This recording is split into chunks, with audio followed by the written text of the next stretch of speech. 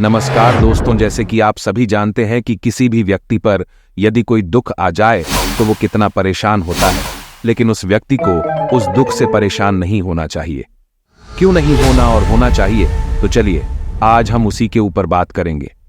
भगवान जो करता है वो अच्छा के लिए ही करता है। ये वाक्य धार्मिक दृष्टिकोण से बहुत मायने रखता है और लोग इसे अपने अनुभवों और विश्वासों के साथ संबंधित करते हैं।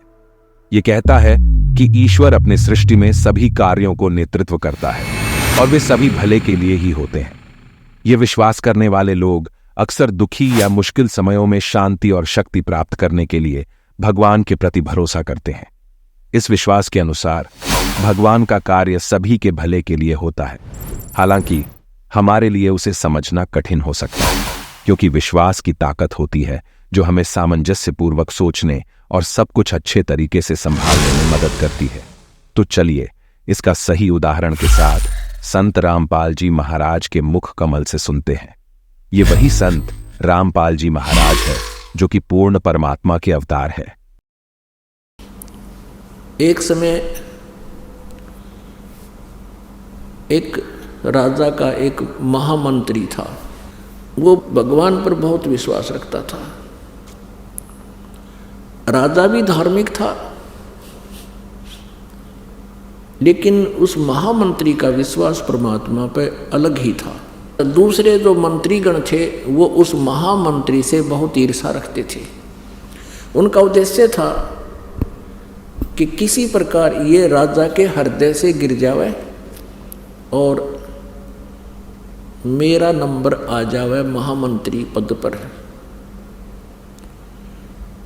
तो एक व्यक्ति ऐसे उसकी निंदा चुगली करते रहते थे, कोई ना कोई दाव लगाए रहता था।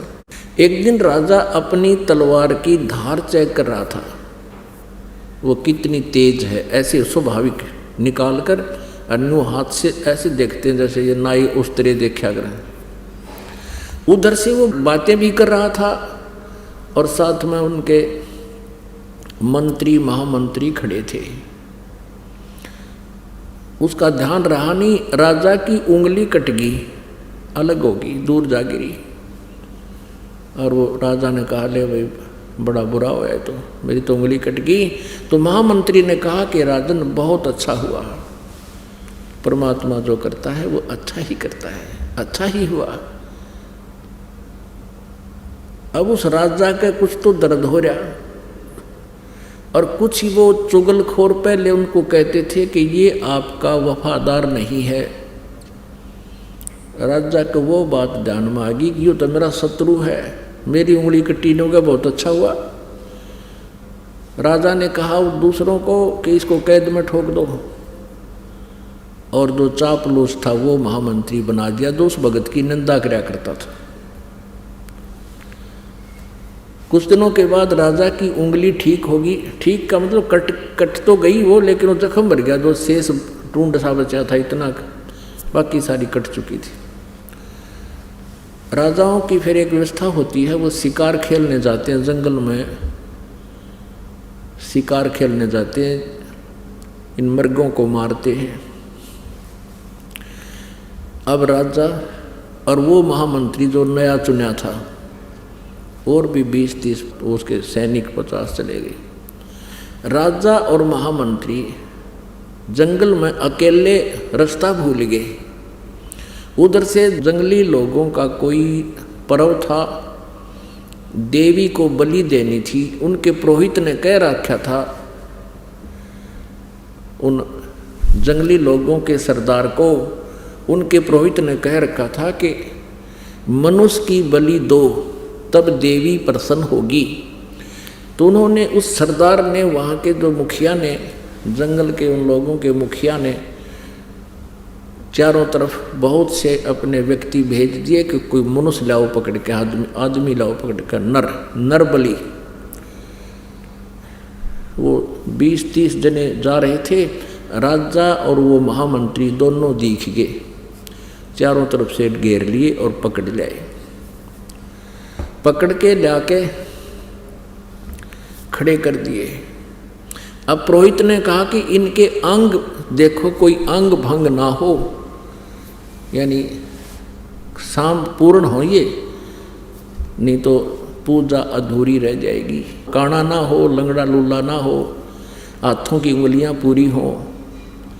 अब वो लागे फिर उसकी चेकिंग करने, वो निरीक्षण करके देखा कि एक आदमी की उंगली कट रही है, ये उंगली नहीं है। पुरोहित ने कहा कि इसकी बलि नहीं स्वीकार होगी। वो राजा तो छोड़ दिया, वो दूसरा पूरा था, वो चापलूस ने बोला जी ये ओके है कि इसको कर दो काम, वो काट दिया। वो चापलूस तो कर दिया काम, वो काट दिया, राजा बच गया। अब राजा ने तो वहीं से स्पीड ठोक दी और पहुंचा घर पे।